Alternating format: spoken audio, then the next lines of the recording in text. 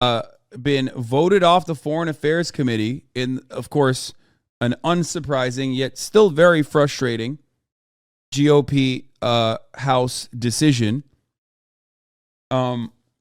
She withstands the most attacks. It was already wild that she was on the Foreign Affairs Committee. That was definitely a Nancy Pelosi thing for sure, in spite of like all of Nancy Pelosi's like awful shortcomings and being a horrible monster in general.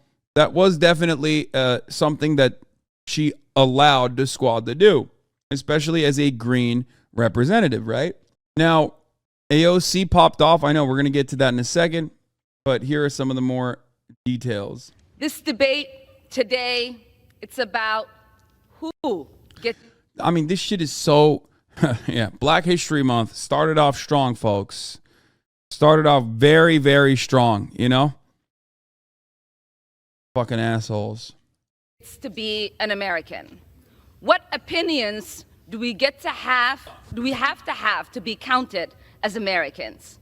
This is what this debate is about, Madam Speaker. There is this idea that you are a suspect if you are an immigrant, or if you are from certain parts of the world, or a certain skin tone, or a Muslim. It is no accident that members of the Republican Party accused the first Black president, Barack Obama, of being a secret Muslim. It is no accident that former President Donald Trump led a birther movement that falsely claimed he was born in Kenya. Because to them, falsely labeling the first and only president of the United States of America a Muslim and African immigrant somehow made him less American. Well, I am Muslim. I am an immigrant, and interestingly, from Africa. Is anyone surprised that I am being targeted? Is anyone surprised that I am somehow deemed unworthy? By the way, I mean, she has to like hold firmly because the Democratic caucus is, supposed to defend her in this circumstance. But make no mistake, okay? The Democratic Party has routinely fucking attacked Ilhan Omar just as much as the Republicans have, okay? They are just as fucking awful as the Republicans are. Holy shit. They used to constantly throw her under the bus.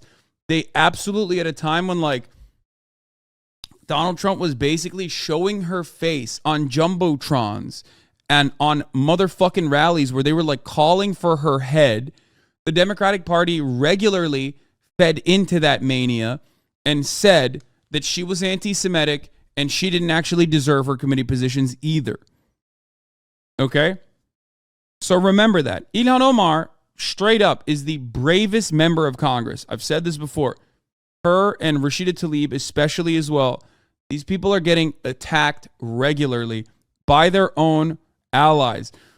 Ilhan Omar, as a refugee that came to this fucking country, as a Muslim woman who wears the hijab, and as a progressive, has been called insane shit.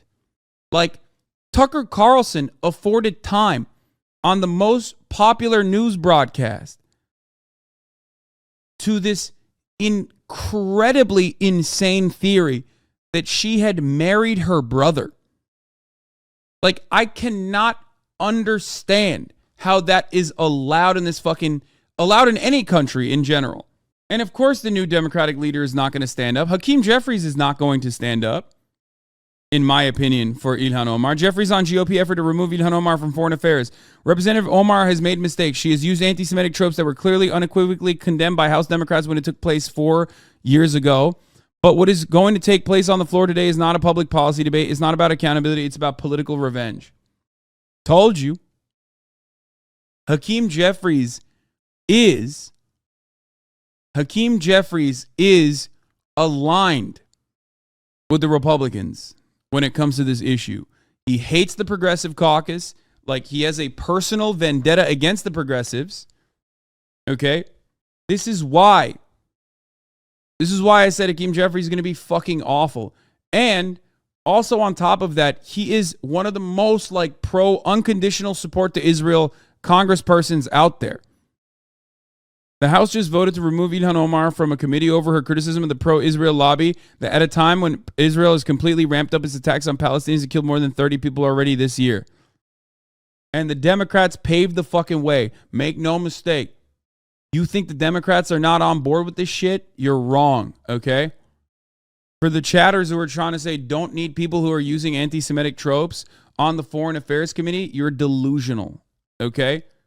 Saying that AIPAC lobby has a stranglehold grip on the United States Congress and congressional members is a factually accurate statement. Okay? You are out of your fucking mind. It is literally a lobby. A very reputable and very powerful lobby, as a matter of fact. AIPAC has cut legislation in states where peacefully protesting Israel is illegal for public officials. That is completely against the First Amendment, like open and shut. This is not a conversation. And it's not just me saying that, Hassan saying that. It's not Ilhan Omar saying that. It's motherfucking Dianne Feinstein and Bernie Sanders saying that. Dianne Feinstein is like 700 years old. And even she recognizes this reality. Okay? You cannot participate in boycotting, divesting, and asking for sanctions on the apartheid state of Israel in the United States of America if you want to be a public school teacher in the state of Texas and 35 other states. If I'm not mistaken, I think the number is 35. That is literally just anti-First Amendment. Hasanabi and Kanye West collaboration when? You are a pathetic piece of shit. Are you Muslim? Hassan and Kanye collab when? You are a disgusting, pathetic little vermin. How dare you? I get death threats from Nazis every fucking day. Okay?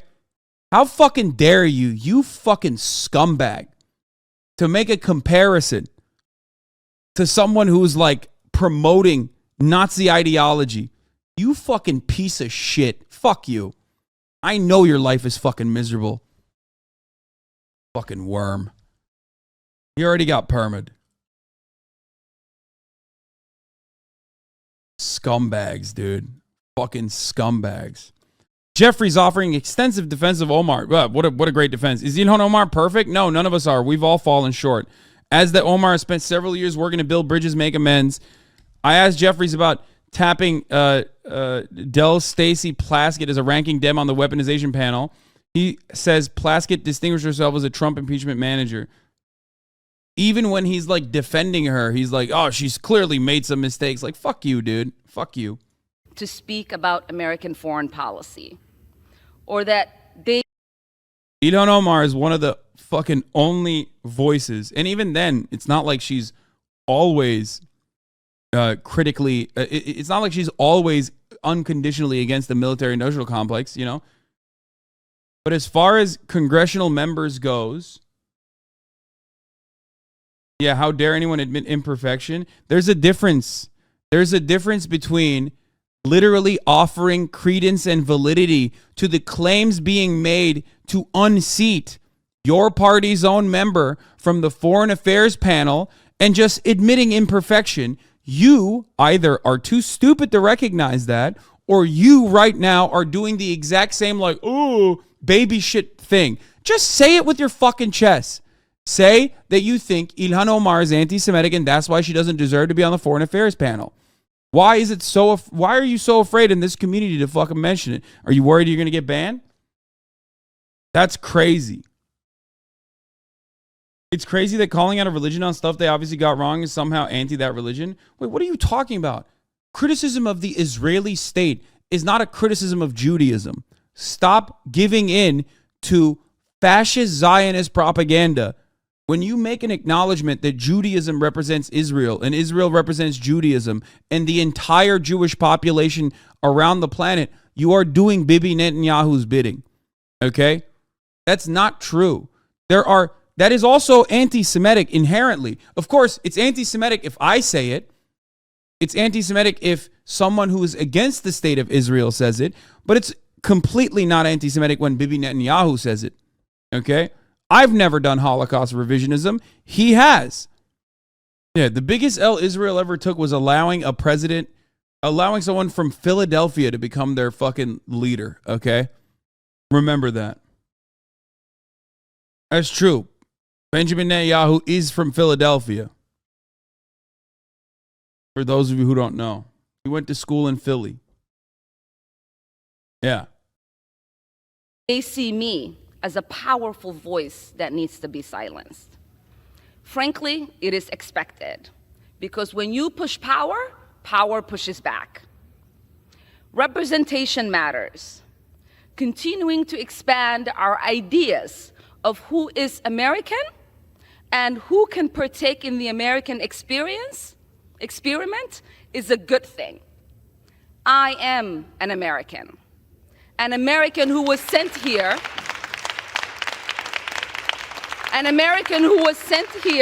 by her constituents to represent them in Congress. A refugee who's... The irony, of course, is that like Marjorie Taylor Greene way more recently said actually anti-Semitic shit, like Jewish space lasers caused the California wildfires. And because she's fucking Kevin McCarthy and, of course, a Republican, more importantly than that, she gets to sit on committees, which is wild, okay? Survived the horrors of a civil war. Someone who spent her childhood in a refugee camp. Someone who knows what it means to have a shot at a better life here in the United States, and someone who believes in the American dream and the American possibility and the promise and the ability to participate in the democratic process. That is what this debate is about. There is an idea out there that I do not have objective decision making because of who I am, where I come from, and my perspective. But I reject that. We say there is nothing objective about policymaking. We all inject our perspective, our point of views, our lived experiences, and the... I hate Marjorie Taylor Greene too, but isn't it a bit misogynistic to say she's fucking McCarthy?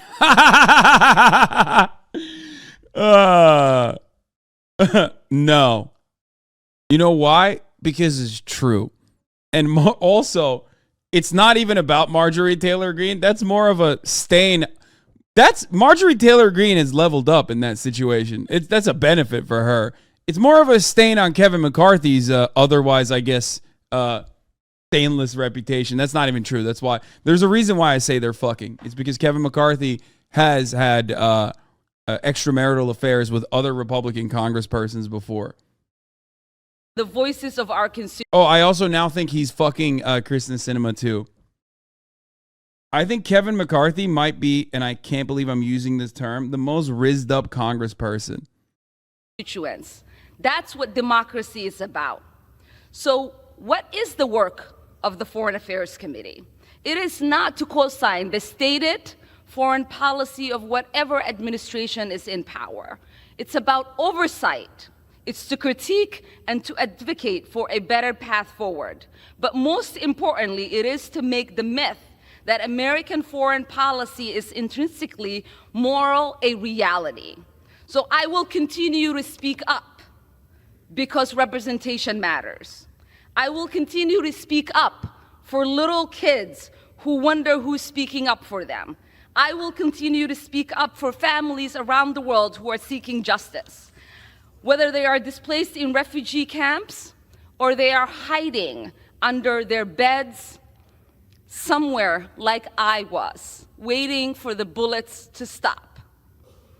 Because this child, survivor of war, would have wanted that. The 9-year-old me would be disappointed if I didn't talk about the victims of conflict, those that are experiencing unjust wars, atrocities, ethnic cleansing, occupation, or displacement like I did. They are looking to the international community and the United States, asking for help. They look to us because the international community and the United States profess the values of protecting human rights and upholding international law. So we owe it to them not to make this a myth, but a reality. I didn't come to Congress to be silent. I came to Congress to be their voice. And my leadership and voice will not be diminished if I am not on this committee for one term. My voice will get louder and stronger, and my leadership will be celebrated around the world as it has been. So take your vote or not. I am here to stay, and I am here to be a voice against harms around the world and advocate for a better world. I yield back. Ilhan Omar speaking a fiery address. Sorry, I was tweeting. I said, you're having sex with Marjorie Taylor Greene and gave her committee positions after she said Jewish space leaders are responsible for wildfires. Shut your bitch ass up, you ghoul. This is what Twitter is for, dude. What do you mean? You can't. It's a perfect tweet. I see nothing wrong with this tweet. It's absolute fire, and it's true. So, and it needed to be said. If you can't bully Congress people, what the fuck can you do in this day and age? God damn it. One thing about Hasanabi is that he will speak real. Yes.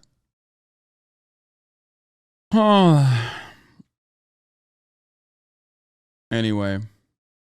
Yeah, we're going to talk about the anti-socialism vote in a second. That's a defiant speech on the floor of the House of Representatives. The Republican-led House is about to vote to kick her off the House Foreign Affairs Committee. She says it is retribution. She says it is unfair. She says it is un-American. But she says it is no surprise to her, tracing Donald Trump's support of the birther movement, the Republicans who said Barack Obama, as president, was secretly a Muslim. Let's get to our chief congressional correspondent, Mano Raju. Mano, this vote, you just heard the defiance from Congressman Omar. The vote that will take place in moments is a key test of the new Speaker, Kevin McCarthy. He has a very narrow majority, and many of his members are a little squishy about this. Yeah, no question about it. He can only lose 4 Republican votes in order to allow this to succeed, to kick her off of the House Foreign Affairs Committee. And he has been moving behind the scenes over the last several days to shore up concerns about this tit-for-tat that has occurred after Democrats moved 2 Republicans off of their committee assignments last Congress, McCarthy vowing there was some retribution of sorts for Ilhan Omar ever since that happened here. And a lot of Republicans agreeing with them, but some concerned about it. But behind the scenes, McCarthy has locked up the votes. He has indicated that he has made sure that his members are in line. Just moments ago, Congresswoman Nancy Mace, who is one who had said that she would oppose this because of her concern about the precedent this would set by kicking off another member of the committee, expanding the precedent from the last Congress. She said she's actually going to vote for this because she got an agreement from the Speaker to figure out a new process going forward to allow members to appeal any effort to try to kick them off of the committee. There's going to be some language change to the resolution here. Thank you. Now, here's AOC's defense of Ilhan Omar on the House floor, by the way. Shit, you were right. I told you, yes, he's moved on from Marjorie Taylor Greene to Kirsten Sinema. Okay? He is the Rizzler, low key, or high key, I guess. Unfortunately, the truth.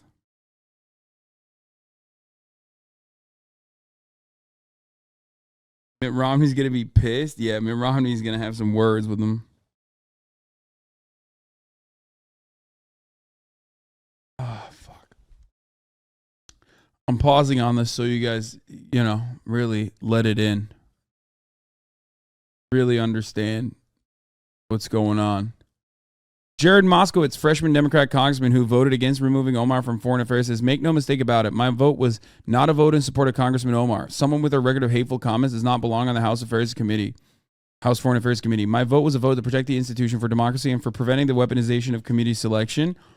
When anti-Semitism arises in the halls of Congress, you will find me on the House floor calling out any members who display rabid anti-Semitism. I'm not, dude, I don't know what to say. I don't want to say things about congresspersons that shit on Ilhan Omar and say that she's like a rabid anti-Semite, not because like I'll get banned immediately for a clear violation of terms of service, but I might get a call from Secret Service. Like the things I want to say about what I would like to do would probably have the Secret Service knocking down my door. You know what I mean? Like I think these people don't deserve the seats that they have, is all I'm going to say. Okay? And no, saying it in Minecraft is not going to change that. Okay? You can't actually say that in Minecraft or in a video game. I think they know that that's like a secret way of saying what you mean. Yeah, they patched it. As a fellow New Yorker, I think one of the things that we should talk about here is also one of the disgusting legacies after 9/11 has been the targeting and racism against Muslim Americans throughout the United States of America. And this is an extension of that legacy. Consistency, there is nothing consistent with the Republican Party's continued attack except for the racism and incitement of violence against women of color in this body. I had a member of the Republican caucus threaten my life, and you all and the Republican caucus rewarded him with one of the most prestigious committee assignments in this Congress. Don't tell me this is about consistency. Don't tell me that this is about a condemnation of anti-Semitic remarks when you have a member of the Republican caucus who has talked about Jewish space lasers and an entire amount of tropes and also elevated her to some of the highest committee assignments in this body. This is about targeting women of color in the United States of America. Don't tell me, because I didn't get a single apology when my life was threatened. Thank you. They're so stupid that they can't separate anti-Zionism from anti-Semitism. My friend, it's not stupidity. It's malicious. Understand that that is deliberate. That is by design. That is what the Anti-Defamation League does as well. It's on purpose. There is an active whitewashing operation of the Israeli state's crimes. It is an apartheid state, and it engages in human rights violations daily. Okay? If you're comparing this to like your dad, you said, oh, well, some of it's stupidity. That's how it is for my dad. Yeah, of course. But these are people with institutional power. They're not behaving in the way that they are because they're like confused. Oh, duh, I didn't understand it. They're doing it deliberately. They know better. They just are a part of the machine. I yield 1 minute to the gentlewoman from Michigan, Representative Tlaib. The gentlewoman from Michigan is recognized for 1 minute. Desperation. So desperate to distract the American people from their total inability to govern. The GOP is now. Sure, AOC cares about resisting the DNC neoliberal class like she cares about defending her coworker. Dude, you popped off. You're right. AOC should be actually creating an armed rebellion with all the Discord server members that you have. You and the fucking kitty little litter Discord is going to rise up in arms and fucking execute Nancy Pelosi, actually. So you guys are right there, dude. Yeah, average ultra leftist sitting in a Twitch chat. Exactly. Thank you for all your organizational efforts in building the violent vanguard. That definitely happened. So that's sick, man. Thank you. Like I regularly criticize AOC and every other Congress member, every other progressive member of the squad when they do things that are worthy of criticism. It's kind of dumb to fucking do that in this circumstance. Like, I got it, dude. You just don't care, okay? You don't care about anything. You just care about like how you look in the chat. Like how many military bases have you overtaken with the violent peasants rebellion? That you're out here fucking talking shit, you know what I mean? What have you done? You've done nothing. Shut the fuck up. Like, here, you know what? It's worse, actually. Someone just said, leftists who constantly shit on AOC and act like there's a violent revolution that is around the corner are worse than the 3%ers, or just like the 3%ers. No, they're worse than the 3%ers. because America and other Western nations under neoliberal hegemony have a way higher likelihood of organizing fascist movements. So those guys actually do have structural power. Those guys actually do have the capacity to potentially create a fascist country. Okay? 3%ers have institutional support. They have members in the military. They have members in the police force. They have congressional members that listen to them, that abide by their wishes. But most importantly, they are just there to reinforce pre-existing oppressive hierarchies. Okay? So it's infinitely easier for them to organize and even act out on their violent desires without any kind of institutional scrutiny, because they're going along with the system. The system does not want to defend trans people, gay people, black people, poor people. The system wants to cause them harm. So when you are on board with that, and you're just saying, like, I want to sidestep the government and do more of what the government is doing, you can organize and do violent shit. So they are more likely to get their demands met. They're more likely to actually organize successfully. I mean, look at January 6th and its impact. Look at January 6th and its fucking outcome. Meanwhile, you're fucking freaking out at like 4, 5 people that are trying to make the most of the fraction of power and I guess like proximity to institutional power that they have, in a moment where their cause is righteous and their cause is just. Okay? Bro just took my take like that. We literally had January 6th happen. Bro, you think this is your take? Like, you think you copyrighted this take? Come on. Chill out. I've been saying this since January 6th and even before January 6th. At a certain point, you got to recognize that this is just a hive mind. Anyway. Did you see the report that said that FBI is working with the Proud Boys over Antifa? I didn't read it, but not surprising. I've been talking about it for fucking years. They were doing it. Local police departments have been doing it for years, especially in Portland.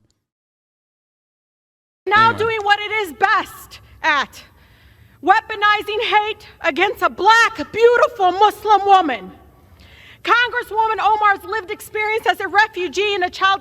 Yeah, Ilhan is literally being thrown off committees because she was against U.S. policy and like critical of Israel. Exactly. And also because it's like, you know, it's a fun way to put a black Muslim woman down. That is like super socially acceptable by liberals and Republicans alike. And every single member of the media that goes, wow, I can't believe the Republicans did this, are also doing it while they played a role in this shit too. They played a role in her demise. Every time she gets a fucking new death threat in her voicemail, the media is complicit in that violence. Okay? They too portrayed her like this demon, this anti-Semite, you know? Fucking bullshit. It's so disgusting. The survivor of war should be welcomed on this committee. It is needed. When you can't pass any bills that actually improve the people's lives, they turn to Congress. They turn Congress into a place of fear-mongering hate. It is so painful to watch. How ironic that the so-called lovers of personal freedom are now moving to censor Congresswoman Omar in the same week they introduced a bill to ban federal employees from engaging in censorship. Where are the free speech warriors today? The hypocrisy is obvious to the American people. You are showing who you all are, really. The gentlewoman's time has expired. Omar will not be silenced. The gentlewoman's time has expired. To Congressman Omar, I am so sorry, sis, that our country is failing you today through this chamber. You belong. The gentlewoman is no longer recognized. It's unsurprising that a country that has 35 states were criticizing demanding the boycott or sanction Israel for its apartheid. In 35 Sorry, I have to write this real quick here while this plays. We have breaking news from the House floor. The House Foreign Affairs Committee. Republicans have just booted. They have voted to kick out Representative Ilhan Omar from that House Foreign Affairs Committee. 218 votes to 211. The vote removing her, and you have what reaction? I've known this was coming for 2 years. The minute that the Democrats did this, and also here's an interesting, they've been saying that there was a difference in how they did this and how the Democrats did it. There was not. The one last year, the Democrats, especially in like Marjorie Taylor Greene's case, was holding her accountable for something before she's ever a member of Congress. When you come into this Congress, Adam Schiff and there's a difference. Ilhan Omar saying that the AIPAC lobby is incredibly powerful and influential is not anti-Semitic. It's just true.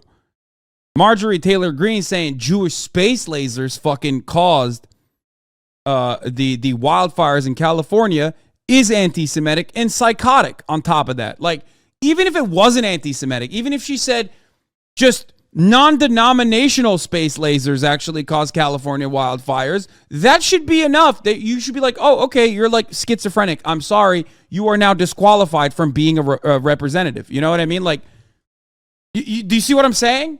Like, even that statement alone, without the classic, like, Jews are controlling everything spice that you add on top of it, should be enough for Marjorie Taylor Greene to be removed from fucking literal committee positions. Okay, yeah, secular space lasers. Okay, got it.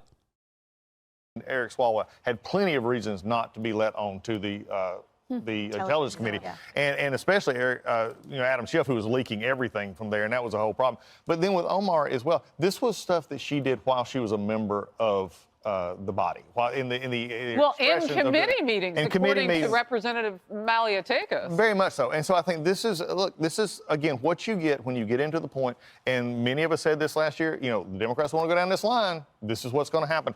I sort of relate it back to playing baseball when I was younger. And, you get up and a pitcher hits the batter, get ready. If you come back, don't want to be the first up the next inning because somebody's going to get hit because this is where we've divulged to right now. Tammy, is this good for the system? Absolutely. Part of what happens in Congress, of course, signals to the American people about what's acceptable and what we're going to embrace and what represents the country. And her rhetoric and her attitude toward the Jewish people in particular has been obscene and unacceptable. It is something that we've seen evolve in the country by a very few vocal, marginalized people regarding Jew hatred and attacks on Jews. So this is important when we're looking at unity and what America stands for. This is a statement. This is what Americans are looking for. She's still in Congress. She was voted in. She's going to have an influence. But it's interesting of how important that particular panel was for her and what it means to these individuals to have that kind of control and influence. Another reason to look seriously at why was it so important. And now, of course, the body has spoken, and this is going to be good for America. It certainly reflects what we stand for as a nation. So, Kennedy, what does the future look like when each party is going to come in and kick out people? And by the way, Jason Chaffetz, former chairman of Oversight, had said Intel is different. That's a national security situation where you've got Adam Schiff leaking. And there have been plenty of people now that we've heard that he was. But when you look at this, should there be concern that when Democrats are back in the majority, it just is like they started the party and it just keeps going? Yeah, it's a seesaw, and it can get very, very distracting. I don't think it's going to end here. I think there will be retribution when Democrats take back the majority again. And they just have to be very careful that they're not taking their eye off the people's business, which is, economic health in this country. And people are still very worried about inflation and a potential looming recession. So if you are just playing one-upsmanship the entire time. Like, even the supposedly liberal take on the panel is that just like, oh, this is just a distraction. You know what I mean? I'm reserving myself well because I've talked about this so many times. This is an uphill battle that will never be won, okay? It doesn't seem likely. I've had this conversation so many times over for years and years and years and years.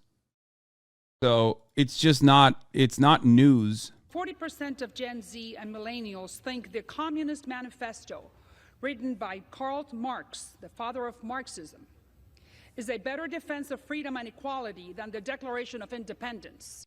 I mean, it's true. The Declaration of Independence, what do you mean? Black people were enslaved. This country is built on enslaving black people.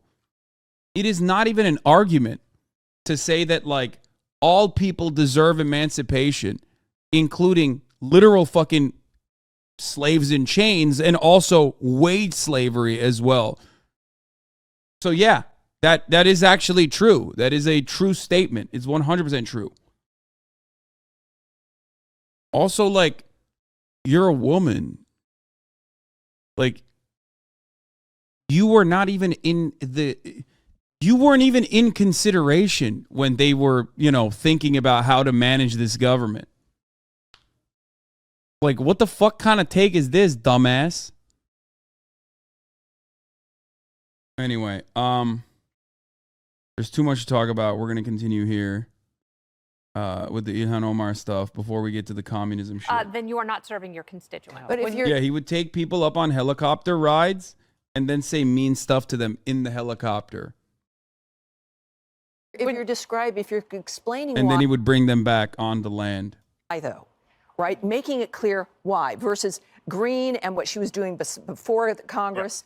But versus this kind of rhetoric in committee, and this is the body has to decide, and you make those good arguments. It will not be a tit for tat. Well, and I think you're probably over it this time, but goes back to something that the Democrats have a problem here, and this was the rhetoric coming from Omar and many others. We actually had a vote on the floor that they brought to censor this, and they watered it down and took hours to do this, and then it was just basically, if you talk bad about everything, we're going to censor you. I remember that. That is so I was on the floor having to debate this, and it was just like, you can't come to the fact that anti-Semitism is wrong, and this is what was said. Right. Yeah, but or that you don't know what tropes are. Exactly. Well, and that's part of the problem, because Ilhan Omar was on an interview, I think MSNBC, and hers was the victimization of there's a conspiracy out to get me, that she didn't understand what the tropes are. And in the same breath says that she has been leading on this issue of anti-Semitism. In a different interview, she said this, for years. If you don't know what it is, how are you possibly leading on it? The bottom line. For the record, yes, saying Jewish space lasers are better than calling out Zionism.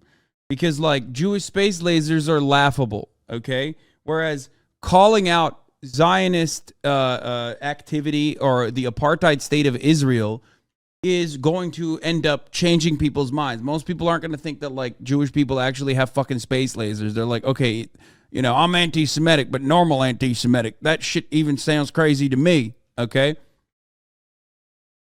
Yeah, it's a trope. It's ridiculous. It's anti-Semitic. Make no mistake. But the other is real, okay? The other thing is a real, valid criticism. Well, you know what? I'll watch this breakthrough news video. Line is that her statements and her positions she has publicly taken while in committee are patently unacceptable, and they are antithetical to our Constitution and the embracing of diversity and our allies international in this country. So the fact that she has been not only apologized for and propped up and encouraged by members of the body as well as those in her constituency, that's appalling. What we are seeing today, that's accountability. So you're absolutely right. What the GOP needs to do is underscore over and over and over again exactly why she was removed, to combat her inevitable knee-jerk, oh, it's because I'm this. No, it's not. It's because of your statements and your positions. Unacceptable. Well, and Jason Chaffetz said, look, the minority had an opportunity to take care of this on their own. They didn't. Yep, they failed. Hey, everyone. I'm Emily Campagno. Catch me and my co-hosts Harris Faulkner and Kaylee McEnany. Clout, let's go. Free clout, baby.